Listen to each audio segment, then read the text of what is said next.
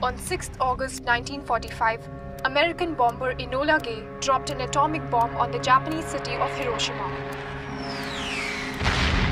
প্রশান্ত মহাসাগরের একদম পশ্চিম কোণে ৬৮০০টি দ্বীপ নিয়ে গড়ে ওঠা ছোট্ট একটি দেশ জাপান। কিন্তু ছোট এই দেশটি তাদের কঠোর পরিশ্রম আর সততার দ্বারা জায়গা করে নিয়েছে বিশ্ব অর্থনীতিতে ও মানুষের মনে। প্রযুক্তিতে তাদের অবদান খুব বেশি, আর জাপানি জিনিস মানেই গুণে চোখ বন্ধ করেই ভরসা করা যায়। জাপান যে শুধু প্রযুক্তিতে এগিয়েছে তা নয়, শিল্প সাহিত্যে, চিত্রকলা সহ বিভিন্ন ক্ষেত্রে তাদের রয়েছে অবাধ বিচরণ।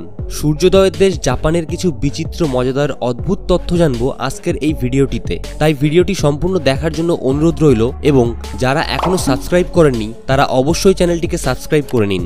ফ্যাক্ট নাম্বার 1, জাপানি ভাষায় জাপান শব্দের অর্থ নীলপোনা, যার অর্থ উদয়মান সূর্যের ভূমি। অর্থাৎ জাপান হলো সেই দেশ যেই দেশের জনগণ ভোরের সূর্য প্রথম দেখে থাকে।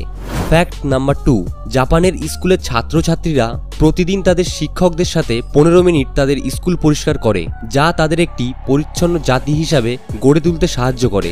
কোনো কাজকেই ছোট না করে দেখার অভ্যাস এখান থেকেই গড়ে ওঠে জাপানি শিশুদের স্কুলে পড়ালেখার পাশাপাশি আদব কায়দা শেখানোর বিষয়টি অত্যন্ত গুরুত্বের সাথে দেখা হয়ে থাকে। গুরুজনদের সম্মান করা, মানুষের সাহায্যে হাত বাড়িয়ে দেওয়া, সবাই মিলে কাজ করা ইত্যাদি শিক্ষা একদম ছোটবেলায় জাপানিদের মনে গেঁথে দেওয়া হয়। ফ্যাক্ট নাম্বার 3, জাপানে সাক্ষরতার হার শতকরা 100%। তাদের পত্রিকায় আমাদের দেশের মতো দুর্ঘটনা, রাজনীতি, সিনেমার সংবাদ, দেশবিরোধী, অসামাজিক সংবাদ ইত্যাদি ছাপানো হয় না। সেখানে শুধু প্রয়োজনীয় ও আধুনিক জগৎ সম্পর্কে সংবাদ ছাপা হয়। ফ্যাক্ট নাম্বার 4, জাপানে আবর্জনা ক্লিনারদের হেলথ ইঞ্জিনিয়ার বলে, যাদের মাসিক বেতন প্রায় $5000 থেকে $6000। ফ্যাক্ট নাম্বার 5, জাপানিরা রাস্তায় ময়লা ফেলে না। যারা ধূমপান করে তারা ব্যাগে করে ছাইদানি নিয়ে ঘোরে, কারণ জাপানের রাস্তায় সিগারেটের ছাই ফেলা সম্পূর্ণ নিষিদ্ধ।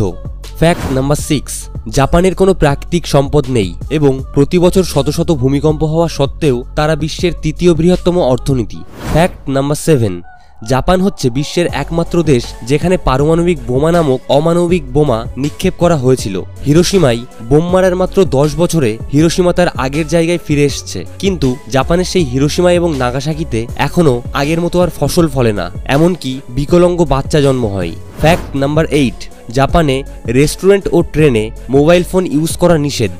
ফ্যাক্ট নাম্বার 9, বিশ্বের একটি ধনী দেশ হওয়া সত্ত্বেও জাপানে কোনো কাজের মানুষ রাখা হয় না। সকল কাজের দায়িত্ব মা বাবাকে করতে হয়। বিশ্বজুড়ে অসম্ভব পরিশ্রমী একটি জাতি হিসাবে জাপানিদের দারুণ সুনাম রয়েছে। দীর্ঘ কর্মজীবন শেষে অবসরের পরেও প্রবীণ জাপানিরা ঘরে বসে থাকতে পছন্দ করে না। ঘরের বিভিন্ন কাজে, বিভিন্ন সামাজিক কার্যক্রমে নিযুক্ত থেকে সময় কেটে যায় তাদের। তবে এই পরিশ্রমের সুফলটাও দেখার মতো। বিশ্বের সবচেয়ে দীর্ঘজীবী মানুষের তালিকায় জাপানের অবস্থান 3য়। গড়ে প্রায় 83 বছর বাঁচে জাপানিরা। ফ্যাক্ট নাম্বার 10, কারোশি, যার অর্থ অতিরিক্ত কাজের চাপে মৃত্যু। ব্যাপারটি শুনতে আজব মনে হলেও জাপানের প্রেক্ষাপটে এটি একটি অস্বাভাবিক কোনো ঘটনা নয়। জাপানে প্রতি বছর গড়ে প্রায় 10,000 জন মানুষ মারা যায় শুধুমাত্র অতিরিক্ত কাজের চাপের জন্য। ডায়াগনোসিসে তাদের মৃত্যুর কারণ হিসাবে লেখা হয় কারোশি। ফ্যাক্ট নাম্বার 11, জাপানে শিক্ষা জীবনের প্রথম 3 বছর কোনো পরীক্ষা হয় না, কারণ তারা মনে করে লেখাপড়া চরিত্র গঠনের জন্য, পরীক্ষা নেওয়ার জন্য না।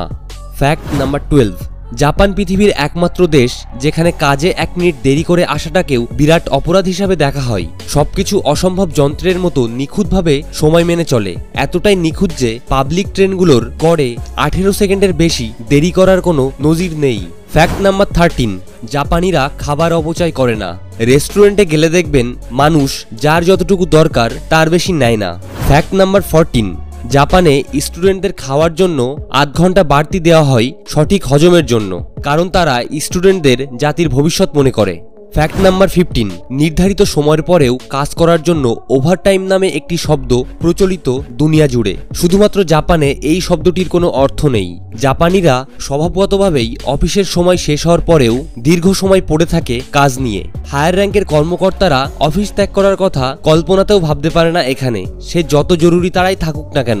ফ্যাক্ট নাম্বার 16, জাপানে আবিষ্কৃত হাইকু কবিতাটি কেবল 3টি লাইনের মধ্যে রয়েছে এবং এটি বিশ্বের সর্বকনিষ্ঠ কাব্যিক রূপ। ফ্যাক্ট নাম্বার 17, জাপান অনেক উন্নত দেশ। হয়তো ভাবতে পারেন তাদের জমি অনেক উর্বর, যেখানে প্রচুর ফসল ফলে, কিন্তু তা নয়। জাপানে শতকরা 70% জমি হচ্ছে পাহাড়ি। এছাড়াও দেশটিতে 200টির মতো আগ্নেয়গিরি রয়েছে। ফ্যাক্ট নাম্বার 18, সন্তান দত্তক বা পালক তো পুরো বিশ্বেই রয়েছে। জাপানে মোট দত্তক গ্রহণের প্রায় শতকরা 98% বয়স 20 থেকে 30 বছর। ফ্যাক্ট নাম্বার 19, টোকিওর শিনজুকু স্টেশনটি প্রধান ট্রেন স্টেশন। পৃথিবীর সবচেয়ে ব্যস্ততম এই স্টেশনের মধ্যে দিয়ে প্রতিদিন 2 লাখেরও বেশি লোক যাতায়াত করে।